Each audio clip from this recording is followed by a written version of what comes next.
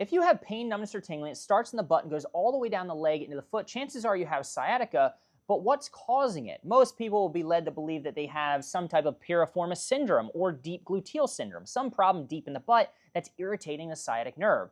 But this is actually really rare, and so in this video I'm going to share with you 10 telltale signs to prove that your sciatica is not caused by Piriformis Syndrome. And before I begin, my name is Dr. Charlie Johnson. I'm a physical therapist, and my knowledge and experience places me in the top 0.5% of PTs worldwide. The first sign that your sciatica is not caused by Piriformis Syndrome is if you have back pain in addition to the butt and the leg pain. A back problem can cause back pain, butt pain, and leg pain, versus a deep gluteal Piriformis Syndrome problem will only cause pain in the butt going down the leg. It will not refer pain upstream. So if you have back pain, that is a sign that your problem is most likely due to a back problem, not Piriformis Syndrome. Sign number 2, bending your spine in the backwards direction reproduces your butt and your leg pain. So even if you don't have back pain, it's very common that moving your back will be able to shoot pain in your butt and your leg, in which case it tells us the problem is upstream in your back, not in your butt where you've been led to believe it is. So what you're going to do is you're going to walk through 3 different motions right now along with me to see if moving your back can cause the pain that you feel in the butt or the leg.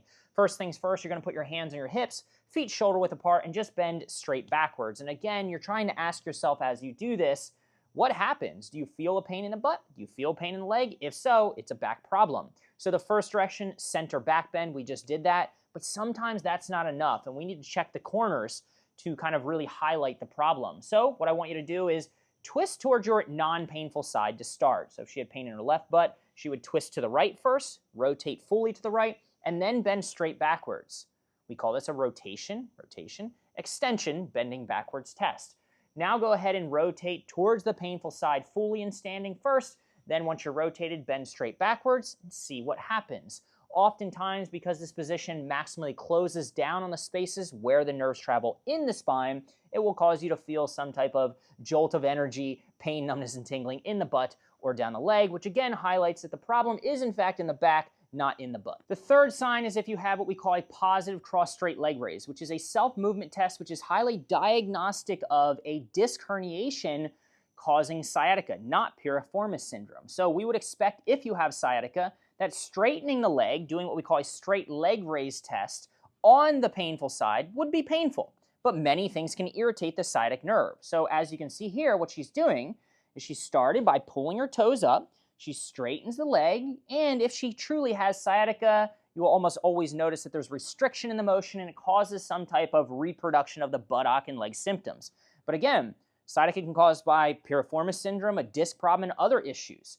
So now let's go ahead and forget about the painful side, and let's see what straightening or doing the same test on the non-painful side does. So go ahead, pull it up, straighten it up, and if she has a positive cross-straight leg raise, meaning if when she does this, she feels the pain in this side, or the numbness and tingling going down the leg on her painful side, even though she's straightening the good leg, then this is a positive cross-straight leg raise, and again, it's diagnostic of a disc problem, not Piriformis Syndrome. The fourth sign is if you have weakness in the feet, which points to more of a spinal nerve root problem, a problem up here at the level of the spine, not down here after the nerve roots have branched off in the buttocks. So what you want to do is you want to test to see if you have a problem with the most common nerve roots affected at the spine, the 5th nerve in the spine, L5, and S1. So what you're going to do are 2 simple strength tests. First one to test the 5th nerve in the spine is a heel walk. So you're going to just walk on your heels.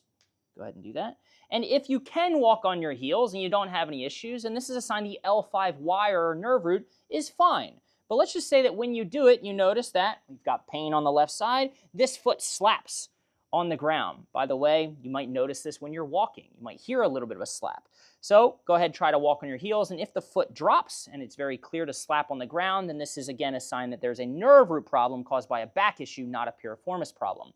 S1, the first sacral nerve root, another commonly affected nerve root at the spine. To test this, do single leg heel raises. So take your pain-free side, you can hold on for balance, and do as many single leg heel raises as you can. So let's just say she gets to say 10 heel raises before she gets tired. Now go ahead and perform that same test on your painful side where you feel the sciatica symptoms.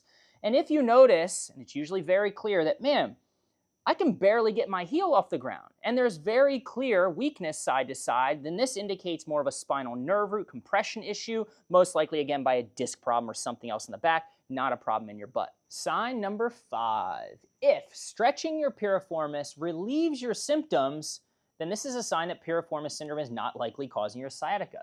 Sciatic nerve is typically going to be irritated by these stretches, believe it or not, but this is commonly prescribed if you have piriformis syndrome because it feels so darn tight. But we now know that the root cause of tightness is usually caused by nerve irritation, not actually true tightness of the muscle. So law would have it, or common sense would lead us to sort of agree that if you have a muscle which is ticked off, irritated, or damaged in some way, shape, or form, that when you tug on it, when you lengthen it, then you should make it worse. But if this makes it feel better, then you do not have piriformis syndrome, you have something else. Sign number 6, not only should lengthening cause you to feel increased pain, numbness, or tingling if you have piriformis syndrome, but contracting it should also make things worse. Think, if you have a tear or a strain or damage to a muscle and you go to try to use it, that should make you feel worse, not better. And so if you've done exercises like the clamshell exercise and you notice that it makes things feel better, then chances are it's not caused by damage to a muscle deep in the glute, a muscle such as the piriformis. So you can go ahead and you can test this by just doing some clamshell exercise like this. Get to the top. If you're not so sure, maybe because this exercise is too easy, you can hold it, or maybe have somebody just kind of push down, hold, and you'll feel it light up in this area. Again, if contraction doesn't make it worse, this is a sign that it is not piriformis syndrome.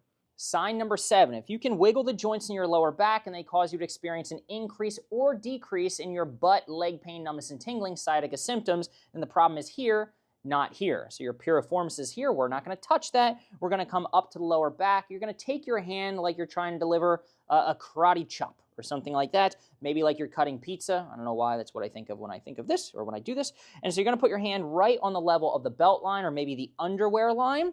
And you're going to picture yourself pushing straight down. Here are the bones in the back. Picture them as this. You're just trying to kind of shear them a little bit from back to front. So karate chop. Hand right here on the belt line, just like this, so you interlock or give some pressure to the top hand, and I'm just pushing straight down very gently.